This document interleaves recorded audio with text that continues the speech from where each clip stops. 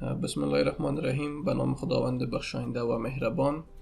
به سلسله دروس استاتیک خوش آمدید. امروز میخواهیم یک مثال دیگر در بخش تعادل کار کنیم.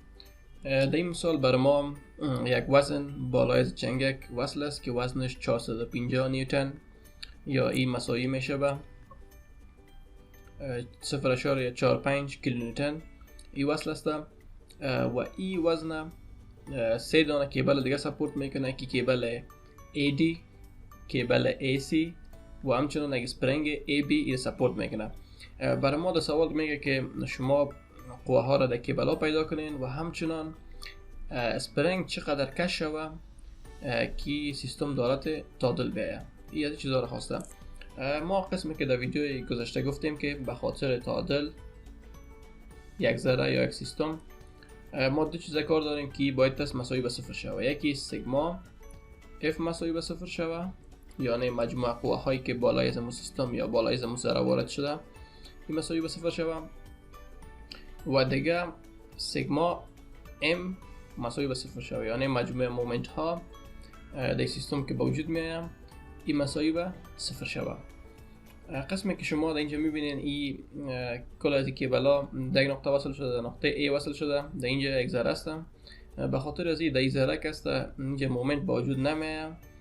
خب بنابراین ما چی میخوایم؟ ما باید سیگما F مساوی به صفر کنیم، یعنی این شرط در اینجا ما مطالعه میکنیم که مجموع قوه ها باید اینجا صفر شوه. حالا میخوایم که قوه ها را مرکبایش پیدا کنیم. این قوه FC که است در مستوی زیتو X قرار داره به این شکل. خیلی یک مرکبه در اینجا جور میکنه به این شکل. این مرکبش میشه قوه FC ضرب چی؟ ضرب سعی کنین FC مرکبش به این زاویه الفا و به این زاویه الفا هر دوش مساوی است. این مجاور میشه FC که است این مجاورش میشه، یعنی خچین نشته میکنیم به خاطر مجاور. اگر کوساین بگیریم کوساین الفا مساوی میشه به ضلع مجاور بر وتر. در اینجا بر ما چی رو داده؟ ضلع داده 4 بر 5 نشته میکنیم که 4 بر 5 به این شکل. این شده مرکبه FC بالای محور X. یک مرکبه دیگه در اینجا جور میشه به این شکل. این مرکبه مساوی میشه به FC ضربه. حالا شما میبینید که به زاویه الفا این مرکبه مقابل میشه. خیلی چی نشته میکنیم؟ مقابل ساین میگیریم. ساین مساوی میشه به ضلع مقابل بر وتر، یعنی 3 بر 5 نشته میکنیم که 3 بر 5. ما قوه FC رو تقسیم کردیم به دو مرکبه، یکی مرکبه افقی و دیگه مرکبه عمودی. هر دوی تقسیم شده. حالا در اینجا قوه دیگه هم داریم که بالای سطح X و سطح Y قرار داره. این را میخوایم دو مرکبه جور کنیم. یک مرکبهش در اینجا میه به این شکل و یک مرکبهش هم در اینجا میه به این شکل. به خاطر دریافت از این مرکبه زاویه ما 30 درجه داریم. خیلی چی نشته میکنیم که FD ضرب کوساین چی؟ ضرب کوساین میگیریم به خاطر که به این زاویه این مجاور میشه. خیلی نشته میکنیم کوساین 30 درجه.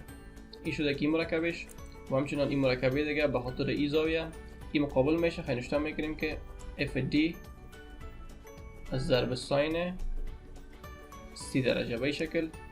این شده مرکبه دیگه FT. اینجا دو مرکب پیدا شده و یک قوه دیگه داریم 0.45 کیلو نیوتن. حالا ما گفتیم بیشتر به خاطر تعادل ما باید از چی کنیم؟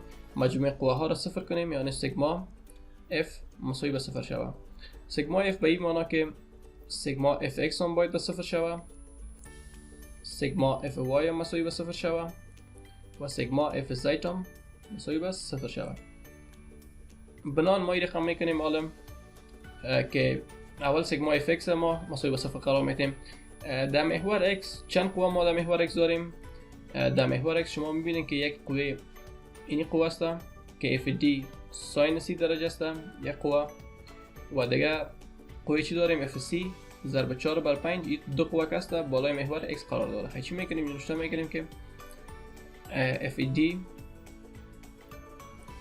ضرب ساین 30 درجه جهت از این که است جهت از این قوه به این طرف است، به طرف x هست، به طرف مثبت x، خیلی چی نوشته میکنیم مثبت. و این به این طرف جهتش هست، خیلی چی نوشته میکنیم این منفی x میشه. به این شکل خیلی نوشته میکنیم منفی fc ضرب 4 بر 5 مساوی به 0. این شد مساوی به 0. این از محور x بودک و همچنان از محور y چی میکنیم؟ چند قوه داریم در محور y؟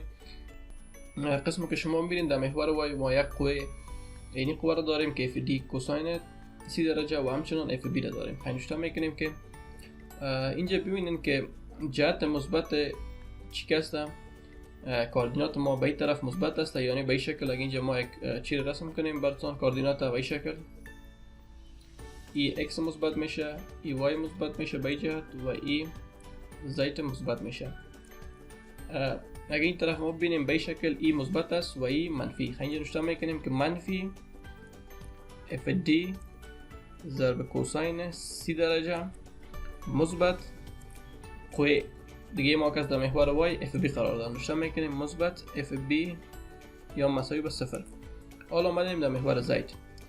قسمی که شما میبینید در محور z دو قوه قرار داره که قوه 0.45 کیلو نیوتن است که وزن جسم میشده و دیگه مرکبه fc است که اینی میشه fc ضرب 3 بر 5. خیلی ما گفتیم جهت بالای z چی میگیم؟ مثبت میگیم. خیلی fc ضرب 3 بر 5 این مثبت میگه. خیلی نوشته میکنیم fc ضرب 3 بر 5 و 0.45 که است این منفی میگه. نوشته میکنیم منفی 0.45 کیلو نیوتن یا اون باید مساوی به 0 شود. از اینجا اگه این معادله را ما معادله اول بگوییم و این معادله دوم بگوییم و این معادله سوم. از معادله سوم ما چی میکنیم؟ قیمت fc را پیدا میکنیم. نوشته میکنیم که fc مساوی میشه به 0.45 کیلو نیوتن ضرب 5 تقسیم 3. این مساوی میشه به 0.75 کیلو نیوتن. قوه fc ما پیدا شده 0.75 کیلو نیوتن. حالا ما چی میکنیم؟ قیمت fc را در معادله اول وضع میکنیم، قیمت fd را پیدا میکنیم. به این شکل از اینجا اگر ما fc را وضع کنیم در معادله اول، از اینجا قیمت fd میبرای 1.2 کیلو نیوتن. به این شکل یا دیگه جواب ما شده و همچنان قوه fb ما مساوی میشه از اینجا 1.04 کیلو نیوتن. به این شکل ای را پیدا کردیم ما. دیگه این سه قوه را خب بر ما که بالا پیدا کردیم. حالا میخوایم که همو طول که اسپرینگ کش شده همون را پیدا کنیم. خیلی ما فرمول داریم که F بر اسپرینگ مساوی میشه که ضرب S. F خودش هم قوه که بالا اسپرینگ عمل کرده او است. خیلی قوه چند است بالا اسپرینگ؟ 1.04 کیلو نیوتن مساوی میشه به که است امو سختی اسپرینگ است که در سوال بر ما سختی اسپرینگ 8 کیلو نیوتن بر متر داده و ضرب امو اس که است طول کش شدهش است که نوشته میکنیم S. از اینجا ما S پیدا میکنیم. S مساوی میشه به S از اینجا مساوی میشه به 1.04 کیلو نیوتن تقسیم بر 8 کیلو نیوتن بر متر. از اینجا کیلو نیوتن برای کیلو نیوتن خلاص میشه. ای مساوی میشه به 0.13 متر. خیلی اینجا فهمیدیم که طول کش شده اسپرینگ هم 0.13 متر است. به این شکلی سوال ما حل شده. سابسکرایب کردن چنل هم از یادتان نره.